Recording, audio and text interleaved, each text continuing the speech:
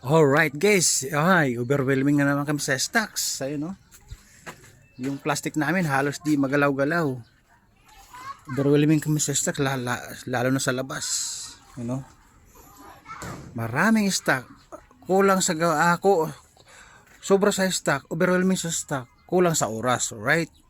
Guys, kung naalala niyo yung nag-video ako nung nakaraang linggo na pinakukuha sa amin yung items doon sa bayan sa pwesto na sinasabi ko na may dadaanan tayong estudyante.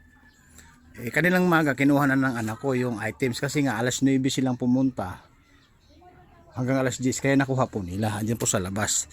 Yun kasi kaya bumalik tayo noon. Kasi nga alas 12 na nag-out na yung mga boy, mga manggagawa. Kaya kanina nakuha po ng anak ko. Siya nag-drive kasi napagang ko. Ang maganda guys ganito. Yan, ito. Ang maganda guys, kaya na-i-video ko kasi nga may nilalabas na sound system. Alright, pandisco guys to. Ito yung kwarto to, pwede Kita niyo, di ba? Yan ang sinasabi ko sa inyo guys na all stock. Na napag-abutan ng stock, napag-abutan ng mga bagong stock, kaya nilalabas na mula sa bodega. Dalawa po to. Ito yung isa guys ididikit mo na lang. Alright. Guys, mahal po to. Hindi po mabibili ng ng 500, 700. Nasa 1,000 po to. Ayun, ito yung speaker na may timplahan, may ampli, tapos may ilaw-ilaw siya sa gabi, lalo sa gabi, reflective po siya. Nagulat nga ako kanina kasi nga lumabas nga ako kanina. Hindi ko alam na may kasama palang speaker. Paldo! Yun guys, tanggalan to. Didikit lang ng panibagong screw yan.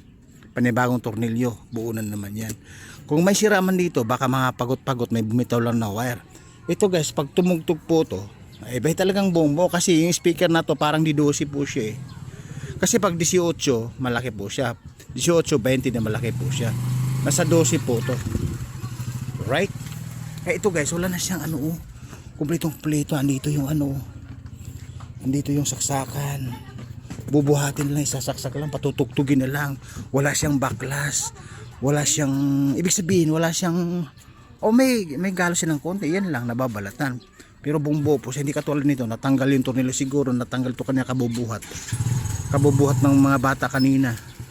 Baka nasigwa to ng hindi maganda yung balance ng pagkakaya bumigay ito. Madali lang yan. Ngayon guys, ang maganda dito, hindi ko pa alam kung anong mayroon sa ilalim nito. May mga bagay-bagay pa. Ayun, yan. Ayun guys, mayroon ako nakita. Ayun mga termos. Ayun oh my goodness. Ayan guys, ayan Uy, my goodness. Andito pala natambakan. Natambakan pala guys, andito sa ilalim. Na sinasabi ko sa inyo guys na naglalabas ng all stock. Yun kita nyo, di ba? Alright. Paldo. Alright, ayan guys. Sa loob pala. Ngayon ko lang ayan guys. Alright. Yan sinasabi ko sa inyo guys na yung suki namin na naglalabas ng all stock na pwede pang mapakinabangan. Ito guys, nakakahon Ayun sa loob. Ayan may may tanso pa, may mga wire pa yan Alright. Ayun yung drill ng shake. Di ba akala ko speaker lang, may mga ibang gamit pa pala dito sa loob. Dami yung sinasabi ko sino na pag-abutan ng stock. Ayun sa loob dami. Kumikinang-kinang. Tapos dito pa sa loob. Ayun guys, dito sa loob. Ayun guys, nasa loob pa Hindi ko pa may baba kasi marami pang ginagawa. Sigurado yung iba niyan i-assemble mo para mabubuo. Makakuha ka ng buo niyan, right? Ayan Akala ko guys, speaker lang nilalabas, hindi pa pala, meron pa ibang items. Di ba? Yan sinasabi kong swerte, di kalibre, kayamanan ng Pilipinas. Kasi kararating lang guys, siguro wala pang isang oras. Andun yung anak ko sa loob ng bahay. Siya kasi nagmamaniho ng motor na to, yung hundahan.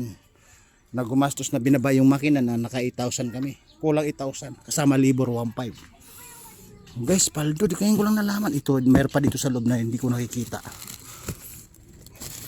Ayun, bababa natin mamaya yan. Alright guys, pinakita ko lang sa inyo kasi again guys, yun yung pinuntahan namin ng isang araw na wala yung mga boy, na nag-out na ng mga boy dahil tanghaling tapat, alas 12 na may 11, 12:30 na kami dumating, wala na may nag-out na, hindi namin nakuha yan.